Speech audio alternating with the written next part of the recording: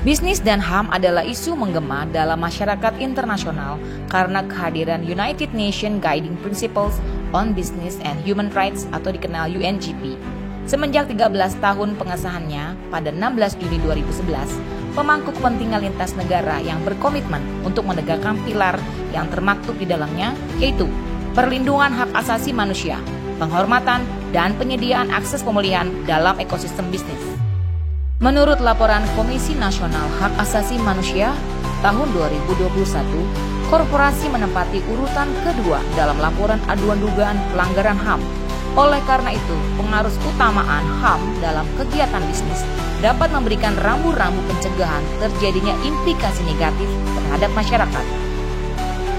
Indonesia sebagai salah satu anggota PBB mempunyai kewajiban melaksanakan berbagai sumber instrumen pokok internasional hak asasi manusia. Salah satu langkah nyata komitmen Indonesia dalam memajukan bisnis yang berdasarkan hak asasi manusia adalah disahkannya Peraturan Presiden Nomor 60 Tahun 2023 tentang Strategi Nasional Bisnis Hak Asasi Manusia. Salah satu amanat dari Perpres tersebut adalah terbentuknya gugus tugas nasional dan gugus tugas daerah. Peran kantor wilayah Kementerian Hukum dan HAM sangat signifikan untuk meningkatkan koordinasi dan memonitor rencana aksi yang telah ditetapkan. Bagaimana strategi kantor wilayah Kementerian Hukum dan HAM DKI Jakarta dalam mendorong aksi Stranas Bisnis dan HAM? Mari kita saksikan penjelasannya pada podcast berikut ini. 1, 2, 3,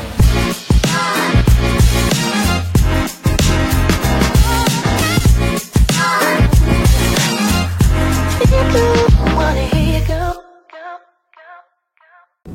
Halo Sobat Kibe, Assalamualaikum warahmatullahi wabarakatuh. Salam bahagia. Kembali lagi bersama saya Doni Rolando dalam acara Communicast Weekly Podcast. Nah, ada satu hal yang mau kita bahas di sini ya. Ini mengenai beberapa keresahan masyarakat. Ini ada beberapa hal yang kadang kita lupa gitu loh. Bahwa karyawan ini harus dijaga hak asasinya. Makanya di sini itu kita akan membahas yang namanya bisnis dan HAM bersama narasumber kita yang kompeten dan terpercaya. Siapakah beliau? Ibu Olivia Dwi Ayu dari dari Kemenkumham, Kanwil Kemenkumham DKI Jakarta. Oke. Bu Olive, gimana? Sehat Bu Olive hari ini? Alhamdulillah. Terima kasih banyak ya udah menyempatkan diri untuk tampil podcast kami. Sama-sama dong. Oke. Saya juga senang sekali diundang di podcast ini. Ya, Kita mau Sobat Kibe ya. Sobat Kibe, betul. Oke, ini Sobat Kibe ini banyak yang mungkin ya kalau tadi saya buka tercerahkan gitu Bu. Silakan Bu. Siap Mas Doni. Jadi bisnis dan HAM ini kita mengadop dari Dewan HAM PBB ya. Pada tahun 2011 itu yang diinisiasi oleh Profesor John Ruggie mengeluarkan United Nations Guiding Principle on Business and Human Rights, atau biasa disingkat dengan UNGP, bisnis dan HAM kalau di Indonesia. Nah, dalam UNGP ini ada 3 pilar. Yang pertama adalah pilar perlindungan. Ini siapa yang bertanggung jawab? Perlindungan ini yang bertanggung jawab adalah pemerintah. Jadi di sini pemerintah ini punya tugas dan kewajiban untuk melindungi masyarakat, pelaku usaha, dan juga semua stakeholder dalam aktivitas bisnisnya. Lalu yang kedua, pilar yang kedua itu adalah penghormatan. Dan siapa aktor yang bertugas di sini? Penghormatan adalah pelaku usaha. Pelaku usaha yang di dalam UNGP ini semua jenis usaha. Baik itu usaha kecil, menengah, sampai besar, itu termasuk di dalam range scope-nya UNGP. Jadi semua aktivitas bisnis, mau itu bisnis rumahan, mau itu bisnis UMKM, mikro sampai makro ya gitu ya. Apalagi bisnis yang multinasional itu harus patuh terhadap UNGP. Lalu yang ketiga adalah pemulihan atau remedi. Nah, pemulihan ini adalah mekanisme bagaimana pemerintah dan juga para pelaku usaha ini menyediakan akses pemulihan bagi korban apabila hak-haknya terlanggar. Seperti tadi Mas Doni bilang nggak dapat upah, ada tuh yang seperti itu, nggak dapat lembur. Nah, ini bagaimana mereka yang hak-haknya terlanggar ini bisa diselesaikan secara baik itu yudisial ataupun non yudisial sehingga terpenuhi hak-haknya. Itu yang kira-kira bisnis dan HAM. Dan saat ini Indonesia ini sudah termasuk negara di Asia Tenggara yang ketiga yang sudah mempunyai rencana aksi dalam penerapan bisnis dan HAM. Jadi cukup berbangga ya, kita cukup baik dalam potret gambaran upaya kita dalam perlindungan bisnis dan HAM. Itu Bu, tadi kan Ibu bilang ada rencana aksi ya untuk melindungi hak asasi dalam skup bisnis gitu ya. Nah, ini aksi nyatanya apa dari pemerintah, Bu? Bisa disebutin nggak? Nah, gini Bang Doni, alhamdulillah nih pemerintah Indonesia telah mengeluarkan Peraturan Presiden Nomor 60 tahun 2023 tentang Strategi Nasional Bisnis dan Hak Asasi Manusia. Nah, di dalamnya ini tentu saja mencakup beberapa aksi yang turunan dari UNGP ini dan kita adopsi sesuai dengan urgensi dari kebutuhan pemerintah Indonesia.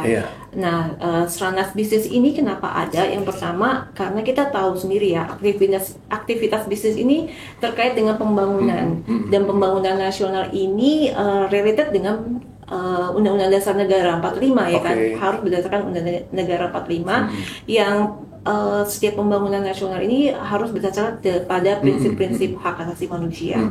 Lalu yang kedua juga negara memiliki kewajiban dan tanggung jawab untuk bagaimana bisa melindungi dan bisa menghormati hak asasi manusia dalam setiap sektor kehidupan. Lalu yang ketiga juga pelaku usaha. Kita juga pengen pelaku usaha mempunyai tanggung jawab dalam penghormatan, perlindungan dan demi terwujudnya kesejahteraan bagi masyarakat, bagi pekerjanya dan juga keadilan bagi semuanya. Dan yang pasti akhirnya adalah terciptanya kepastian hukum dan keadilan hukum bagi masyarakat di Indonesia. Itu urgensinya. Kita nggak mengikut-ngikut negara internasional, enggak. Ini memang untuk masyarakat Indonesia. Betul. Dan di dalam Stranas Bisnis dan HAM ini ada 3 aksi yang harus kita pemerintah dan bersama-sama pelaku usaha untuk jalankan. Yang pertama adalah kita membangun kesadaran, komitmen, bagaimana kita sadar bahwa aktivitas bisnis itu harus bisa melindungi hak asasi manusia. Baik itu hak pekerjanya, hak di masyarakat sekitarnya, maupun hak penggunanya, usernya. Lalu yang kedua adalah kita membangun regulasi atau kebijakan yang berlandaskan hak asasi manusia. Yang ketiga adalah membangun mekanisme tadi pemulihan. Bagi korban-korban atau bagi pekerja-pekerja dan masyarakatnya yang terkena atau tertindas lah. Tereksploitasi lah ya tanpa tertunaikan haknya, mungkin begitu ya, lebih tepatnya. Nah, seperti itu. Ini kan pernah sempat viral nih Bu, beberapa waktu lalu di daerah sebuah pulau di Indonesia ya. Mereka pekerja kelapa sawit, Bu. Nah, ternyata setelah diselidiki, itu pekerjanya ini tidak mendapatkan hak yang layak, bahkan mereka tuh seperti dikerangkeng, Bu. Nah, apa ini salah satu bentuk pelanggaran HAM berat nggak kira-kira ini? Iya, kalau dibilang pelanggaran HAM berat tentu belum. Tapi kalau bilang ini masuk ke pelanggaran, iya. Ya kan, karena setiap pekerja itu kan wajib kita lindungi hak-haknya, apalagi masuk ke rangkaian itu apa fungsinya, gitu kan ya. Nah, ini ya juga kita mau protect, ya kan, bagaimana hak-hak pekerja juga sangat dilindungi. Begitu juga ini yang juga menjadi dampaknya apa? Ketika kelapa sawit kita diekspos tadi, ada pekerja yang dikerangkeng, ada pekerja anak yang di bawah umur, yang dikira dipekerjakan, dan dampaknya apa? Minyak sawit kita di-ban, nggak bisa masuk ke pasar Uni Eropa, dan itu merugikan masyarakat Indonesia juga kan, seperti itu. Jadi inilah yang mau kita pulihkan, bagaimana komoditas lokal Indonesia ini bisa masuk ke luar dengan menghormati HAM. Jadi dampaknya seperti itu, sangat luas. Jadi ini bukan cuman bagaimana kita mengadopsi aturan soft law-nya internasional, tapi memang dampak bisnis dan HAM ini akan sangat mempengaruhi pembangunan investasi perekonomian di Indonesia. Nah, ini yang lumayan cukup krusial nih pertanyaannya nih. Kita kan dari tadi bicara tentang perlindungan ya. Tapi kalau kita perhatikan dari sisi korban, seringnya mereka merasa takut untuk mengadukannya, Bu.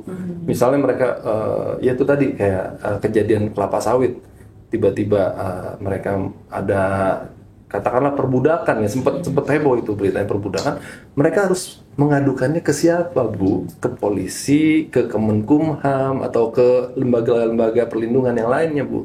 Boleh jelasin nggak, Bu? Nah, oke, Mas Doni, baik. Pertanyaannya ini pertanyaan yang sering ditanyakan juga ya oleh masyarakat atau para pekerja. Betul. Dan untuk ini di Stranas Bisnis dan HAM ini kan ada 3 pilar yang tadi, bagaimana mekanisme pemulihan. Nah, dalam melanjutkan ke 3 pilar ini, kita punya salah satu pos pengaduan HAM seperti itu. Walaupun pos pengaduan saat ini masih berada di UPT Kementerian Hukum dan HAM. Apa ada online-nya nggak, Bu? Ada online-nya. Kita ada Simas HAM. Jadi nanti bisa unduh di aplikasi Simas HAM. Tapi yang paling jelas, kalau di sektor bisnis, idealnya kita juga harus punya kayak para pebisnis atau para industri itu, perusahaan itu juga harus punya kayak semacam pos atau call center atau help desk-nya ya. Bagaimana jika ada pekerja yang hak-haknya dilanggar seperti itu. Nah, ini yang mau kita gaungkan karena kita baru 1 tahun ya umur Perpres ini. Kita tahap pertama ini kita baru coba meningkatkan kepedulian pengetahuan terkait dengan bisnis dan HAM ini. Kita juga mengajak para pemerintah daerah, kementerian lembaga juga peduli.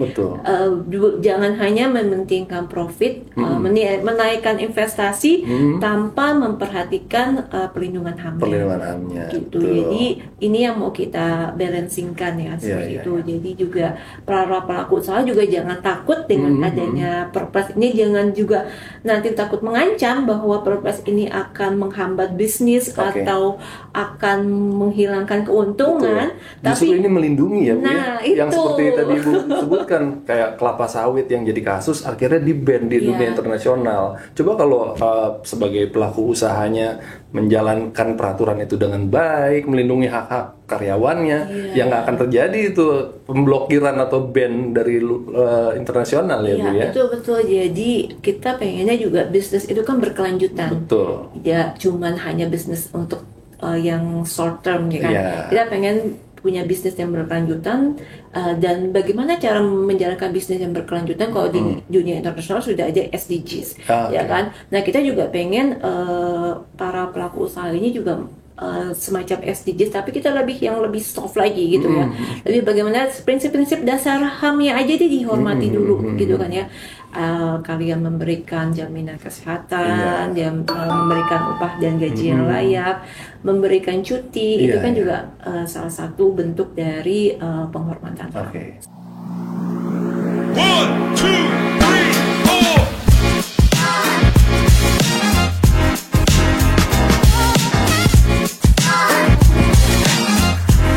2, 3, 4.